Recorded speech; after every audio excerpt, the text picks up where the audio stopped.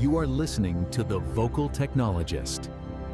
Spoken tech for your ears. Imagine sinking into a pool of water for a routine medical scan. And the machine that's saving your life was built by the exact same artificial intelligence company that generates those, viral, hyper-realistic images of astronauts riding horses. Right. It sounds completely made up. It sounds like a sci-fi movie pitch. Yeah. But that is a real clinic opening in San Francisco next year. It is, and honestly, it perfectly encapsulates what we are looking at today, because we are officially past the novelty phase of AI. Yeah, totally. And welcome to today's deep dive, everyone. We are taking you through a stack of tech and design newsletters from late June 2026. And it is a fascinating stack this week. It really is, because the narrative we usually get with new tech is linear, right? Like you shift from film to digital photography, you buy the digital camera, ditch the darkroom, everything gets faster, and everyone moves on. Right, a straight line. Exactly. Yeah. But the landscape we're exploring with you today isn't linear at all. It's forcing a complete reevaluation of what it actually means to create anything. Because execution, like the actual mechanical making of a thing, is suddenly incredibly cheap. And as a direct result of that, human judgment and human taste have become exponentially more expensive. Which is our core mission for this deep dive. We're exploring that rapidly shifting boundary between automated generation and genuine human creativity. Exactly. And as we unpack this, I really want you to listen for the tension between digital scale and human authenticity. Because when the cost of generating content drops to near zero, the premium placed on human intention just skyrockets. Absolutely. And to grasp why human taste is at such a premium right now, we kind of have to look at the sheer velocity of generation happening. Look at Korea's new turbo model. Oh, yeah. The speed on that is wild. It's insane. They are spitting out enterprise-grade AI images in 2 seconds, literally 2 seconds. And they've already got 30 million users globally. 30 million, that scale is just immense. But, static images are kind of just the baseline now. The real shift is in complex orchestrated media. Right, like the Higgs-field supercomputer 2.0 stuff. Exactly. They had a 15-person team produce a 95-minute feature film in 14 days. For under $500,000. Okay, I need to pause on that. Because a feature film in 2 weeks totally defies standard production physics. Right. It shouldn't be possible. How does the system actually do that? Right. Because you can't just type, make me a movie into a text box and get a coherent story out of it. No, you definitely can't. What Higgsfield is doing is orchestrating over 35 different media models across 20 production pipelines. Oh, wow. Yeah, think of it like a fully automated digital studio lot. One model's sole job is just to generate the script beats. That's it. Okay. Then it hands that output to a text-to-speech model that generates character dialogue, which then syncs with an image generation model for the visuals, which then feeds into a temporal consistency model. So the character's jacket doesn't magically change color between camera angles. Exactly. It's a digital assembly line where the machines are just automatically handing the product off to other specialized machines. That makes so much more sense. And Higgsfield claims that 78% of Fortune 500 companies are already using this infrastructure. Now, even if that number is a bit inflated, the adoption rate of these autonomous agent pipelines is just undeniable. But wait, if we're churning out feature films in 14 days and high-res images in 2 seconds, aren't we just going to drown the end user in an absolute avalanche of media? Oh, absolutely. Because if traditional design was like a home-cooked meal, these tools are turning the whole industry into this hyper-efficient drive-through. We're effectively removing all the friction of creation, which means there's no natural cap on the volume of content, right? That avalanche is already here, and it's actually forcing massive legacy players to fundamentally change their business models. Look at Getty Images. Oh, right. A few years ago, they were the fiercest critics of AI. I mean, they were suing tech companies left and right. Yeah, they were basically the wall protecting traditional copyright, but now they're an official image partner for ChatGPT. They signed a formal licensing deal with OpenAI. What this signals is that the industry is maturing out of that Wild West web scraping phase. Because of the sheer volume you just mentioned, enterprises need legitimate, legally safe pipelines. That makes sense. And Adobe is doing something similar with their new Firefly graph tool. All right, the node-based workflow. Yeah, they're letting users visually chain together complex workflows, things like background removal, upscaling, color correction, into these reusable nodes. So very smart. But notice Adobe's messaging through all of this. They keep repeating this statistic that 85% of creators still want final human control. Yes. They're walking this extremely fine line. They're offering limitless generation, but trying to reassure a user base that is, frankly, terrified of being automated out of existence. Well, and here's the reality. If humans can't physically review an image that's being generated every 2 seconds, we're forced to abdicate that sorting and filtering process to the software itself, which is exactly how we end up with agentic experience design. Ah, right, AX design. This is where we start building AI agents to manage the output of other AI agents. Exactly. And that completely breaks how we historically design digital spaces, doesn't it? For decades, we've focused on UX, user experience. We design buttons and menus for human eyes. And human fingers. Right. But an agent living in a CRM database or an inbox doesn't need a graphical interface at all. It doesn't. And this is a fundamental paradigm shift for developers and designers. There's this brilliant case study on this from Evil Martians. Oh, the tech consultancy. Yeah, they were called in to fix a massive problem caused by AI-assisted coding. Basically, engineers were letting AI write their code, but the AI was just totally guessing at the design components. Like just grabbing whatever looked close. Pretty much. Evil Martians audited over 700 files and found a complete mess. I'm talking 236 unique colors, redundant icons everywhere, conflicting fonts. Because the AI is just solving the immediate coding problem in front of it. It doesn't understand the broader brand guidelines. Precisely. So they built a unified design system in 7 weeks. But the catch is, it wasn't just built for human engineers.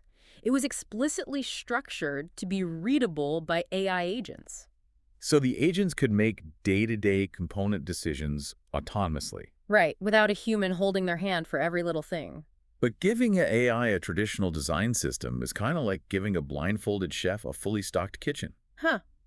That's a good way to put it. I mean, the chef knows what a tomato is, but they don't know if you want them to bake a cake or make salsa. Exactly. A human designer sees a color token named primary red and knows instinctively, don't use this for a success pop-up. The AI just doesn't have that cultural context. It doesn't. And that missing context is what we call semantic metadata. An AI agent needs machine-readable tags explaining the intent, the constraints, and the deprecation flags of every single component. Got it. Without semantic metadata, the AI knows what a button is, but it doesn't know why it should use it. And tech giants are actively fighting over the standard for this metadata right now. Like Google introduced design.md, which is this portable markdown file meant to give AI that philosophical intent. Right. But then Atlassian ran a live demo comparing Google's format against their own native tooling. And while Google's format did reduce the visual slop, it consumed roughly 92% more tokens. We really need to pause on that metric, because token consumption isn't just some trivial developer stat. No, it's everything. Tokens are the basic units of data processed by an AI. More tokens mean higher API costs for the business, significantly slower generation times for the user, and a much larger carbon footprint. So you are paying a massive processing tax just to get the AI to understand what shade of blue to use. Exactly. Which really exposes how obsolete our current documentation is. We're still using 50-year-old folder hierarchies inherited from physical filing cabinets. And AI retrieves information by semantic relationships, not by, looking in a folder called Final Design V2. Yeah. But here's the critical structural issue. Let's say an agentic design system is building the user interface on the fly by reading semantic tags. Okay. Who is accountable when it looks terrible? Or, more importantly, when it fails a critical accessibility standard? I struggle with this exact mechanism.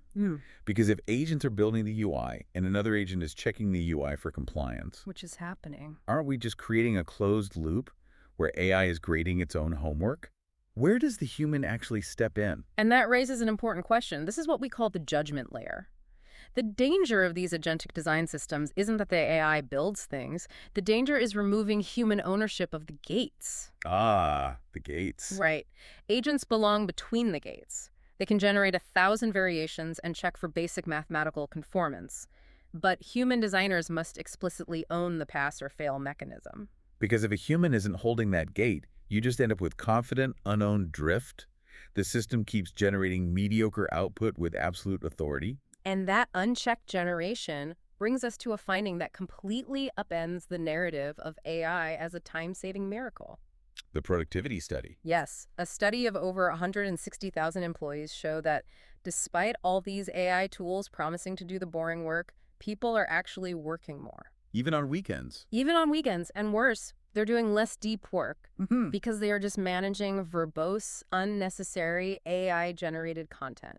That metric is just staggering to me. Wait, so we bought all these AI tools to save time, but we've just become digital janitors cleaning up AI slop on the weekends. Are we losing the forest for the trees here? We really are. This is what organizational behaviorists are calling the organizational cost of low taste. Explain that. Well, when creation is virtually free, companies don't die from a lack of ideas or poor execution anymore. They die from weak taste. Taste is essentially a shared standard that filters out bad options before they demand your time and review. Okay, I see. If an organization lacks taste, decision paralysis sets in, and you just accumulate unchecked complexity. Which is why I'm seeing designers actively rebel against this right now. Yeah. There is a very strong push in the UX community to reject the term vibe coding. Oh, I've seen that. Yeah, because vibe coding implies you just vaguely prompt an AI and let it spit out whatever generic vibes it calculates are statistically average. They are demanding the term directed generation instead to really emphasize human authorship. And I should, because human intentionality is the only thing that carries weight anymore. Figma recently published an incredibly insightful analysis on the language of color, and it perfectly illustrates this point. I read that. They argued that true excellence requires deliberate, individual judgment. AI can enforce mathematical consistency across 1,000 screens, sure, but consistency is not the same thing as excellence. Their examples in that report were fantastic. Like they pointed out Airbnb's 2014 rebrand, where they moved from a standard corporate baby blue to that warm salmon pink. Right. That choice signaled humanity and hospitality. Or think about Charlie XCX's Brat Green back in 2024. Oh, yeah. That highly specific, slightly jarring, almost ugly green. Exactly. But it perfectly captured a bold, chaotic cultural moment. Or even Pantone's 2026 Color of the Year, Cloud Dancer. This soft, balanced white, deliberately chosen to offer visual respite from an overstimulating digital world. And what's fascinating here is that an AI cannot make those choices. Right. An AI looks at historical data. It would never invent Brat Green because the data would say, this shade causes slight visual discomfort to a majority of users. But it takes a human to realize that the discomfort is exactly the point. Yes, that is the human premium. Taste is the human ability to recognize when breaking a rule is actually better than following it. AI only knows the rules. Which perfectly explains the shifting hiring metrics we're seeing. A recent survey of UX hiring managers found that 73% are prioritizing soft skills like communication, problem-solving, storytelling. And tool proficiency. Only 13% prioritize tool proficiency. Because if the tool does the mechanical work in 2 seconds, who cares if you're a fast clicker? Your value is your ability to communicate why a specific choice solves a human problem. So we are overwhelmed by digital content, exhausted from managing AI agents, and desperately craving genuine human taste, which brings us all the way back to that Midjourney clinic opening in San Francisco. Ah, right, the counter trend. Exactly. This digital exhaustion is triggering a massive counterintuitive rebound toward physical hardware, tactile aesthetics, and real-world presence. So Midjourney is building this full-body ultrasound scanner. You're submerged in water, and it uses 500,000 sensor elements to produce an MRI-quality 3D map of your body in under 60 seconds. It's incredible technology. And they're aiming for 50,000 scanners worldwide by 2031, hoping to prevent 30% of global deaths through early detection. But I'm still wrapping my head around this. Why is an AI image generator building medical hardware? What is the technological through line? It actually makes perfect sense when you understand the mechanics of generative AI. Okay. Midjourney is built on diffusion models, and these models are trained by taking a clear image, adding digital noise to it until it's just pure static, and then teaching a neural network how to reverse that process to clear the noise. Oh, right. Their entire foundational technology is about taking incredibly messy, chaotic data and resolving it into a clear, higher resolution image. And that is exactly the problem with ultrasound technology. Raw ultrasound waves bouncing off internal organs are incredibly noisy. So Midjourney realized Their core competency isn't just making pictures of dragons, it's clearing noise. Right. They are applying their noise-clearing algorithms to physical human biology. It's a brilliant application of the technology. And it shows that the ultimate value for a generative AI company might not be digital art on a screen, but actually extending physical human life. And we're seeing this shift back to the physical with Apple, too. Oh, definitely. For years, the tech conversation has been totally consumed by software. Hardware has felt kind of stagnant. A glass rectangle is just a glass rectangle. But the sources indicate Apple has finally greenlit the foldable iPhone Ultra 2 for a September launch. Because they finally resolved the 3D printed hinge issues. Exactly. But the critical context isn't just a new hinge, it's the design philosophy driving it. Under their incoming CEO, John Turnus, there's this deliberate mandate to empower the design team to bring fun back. Fun is such a good word for it. We're seeing a return to the distinctive, colorful, personality-driven hardware aesthetics of the early 2000s. And you see it bleeding into their software too. In the iOS 27 beta, they are redesigning Apple Music with this liquid glass design language. The album artwork dynamically influences the color scheme of the entire interface. I love that feature. And there's this incredibly delightful tactile feature hidden in the OS. If you call someone on their birthday and it's saved in your contacts, your screen bursts with a subtle fireworks animation. Oh, wow. I didn't know that. Yeah. Doesn't matter what kind of phone they have. It's just a moment of pure, unnecessary delight. That is designing for emotional resonance, not just frictionless efficiency. We are seeing this tactile rebellion across all branding right now. It really is a rejection of the hyper-polished, AI-perfected aesthetic, like Warner Brothers Animation. Oh, the Tweety logo. Yeah, they just unveiled a new logo featuring a flat, hand-drawn Tweety bird. They are explicitly using traditional, imperfect, hand-drawn aesthetics as an antidote to CGI saturation. It's such a strong move. And Hike Denim did something similar. They worked with Pentagram on an identity that completely rejects mass-produced fashion. They focus entirely on their Welsh heritage, the physical texture of their factory walls, the faces of their workers. And Studio Gruel designed a brand identity for a robotics company called Rerun. Instead of making the robots look like sleek sci-fi tech, they made it look like a greasy workshop. They use Bolt-inspired fonts. Yeah, they literally call the aesthetic hard and human. Hard and human. I love that.